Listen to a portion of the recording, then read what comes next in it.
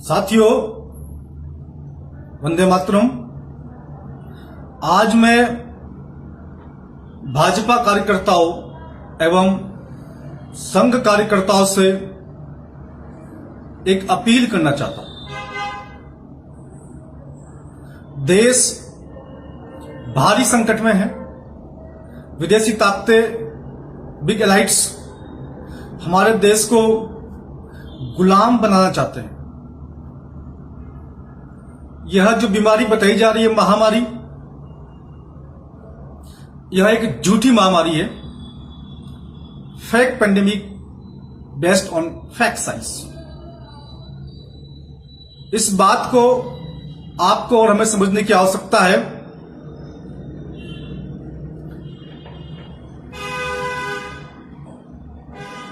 अभी आपने देखा इंदौर में एक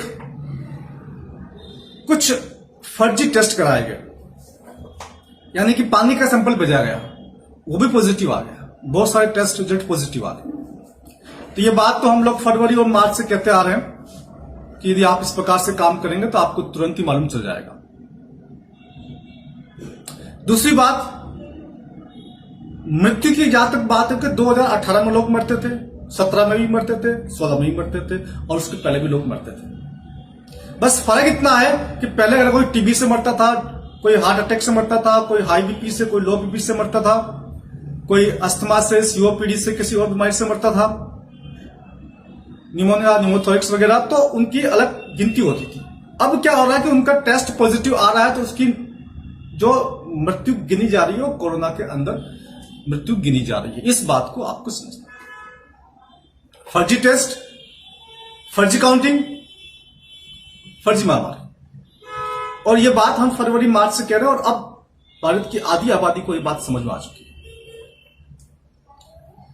यह एक मीडिया डेमिक है, पैंडेमिक नहीं है। मीडिया का फैलाया हुआ एक षड्यंत्र है, जाल है। इसके अंदर मुख्य भूमिका खासतौर से बिल गेट्स की है और हमारे देश के PM Shri Modi ji Bill Gates के चंगुल में फंस चुके हैं।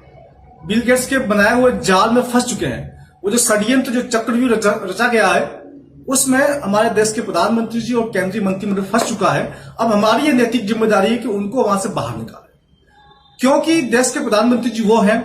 ऐसी स्थिति में जब वो समझेंगे तभी देश बर्बाद होने से बच सकता है। जब केंद्रीय मंत्रिमंडल समझेगा तभी देश बर्बाद होने से बच सकता है। यदि हम लोगों ने उनको नहीं जगाया तो हमारा देश पूरी तरह से खोखला हो जाएगा। अभी तो -24% की जीडीपी पहुंच गई, आपको पता ही है।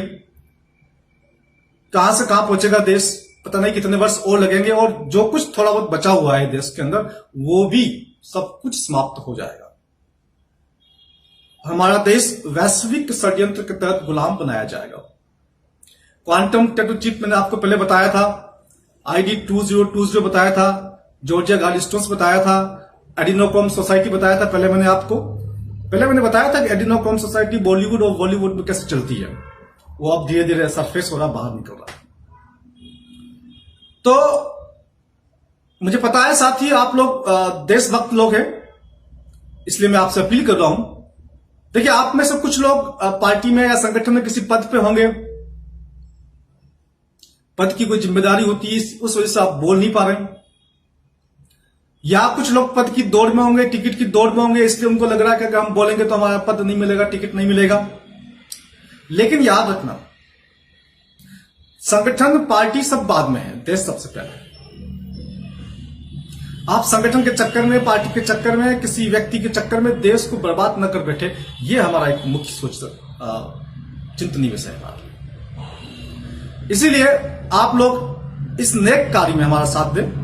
2 अक्टूबर 2020 को हम लोग ये जो मीडिया पेडेमिक है, जो मीडिया का जो फैलाया हुआ जाल है, इसके खिलाफ सरकार को जगाने के लिए सड़कों पर उतरने वाला है। इस लॉकडाउन को पूर्ण रूप से समाप्त करने के लिए, इस मास्क की समाप्ति के लिए, इस कॉलर ट्यून की समाप्ति के लिए, इस सामाजिक दूरी की समाप्ति के लिए और इस फर्जी महामारी का भंडाफोड़ करने के लिए हम सब लोग 2 अक्टूबर 2020 को सड़कों पे आएंगे, पूरे देश में आएंगे। यहां तक कि कुछ और देश के लोग हैं, वहां से भी मेरी बात हुई, वो भी आने वाले हैं। हमारे पास, आपके पास देश बचाने का एक मौका है, अंतिम मौका है। इसलिए खास तौर से आप लोग, जो आप में से जो देशभक्त लोग हैं, उनसे मेरा अनुरोध है, विनती है कि 2 अक्टूबर 2020 को भारी संख्या में सड़कों पर उतर करके इस फर्जी महामारी का भंडाफोड़ करें और देश को बचाएं। जय हिंद, जय भारत।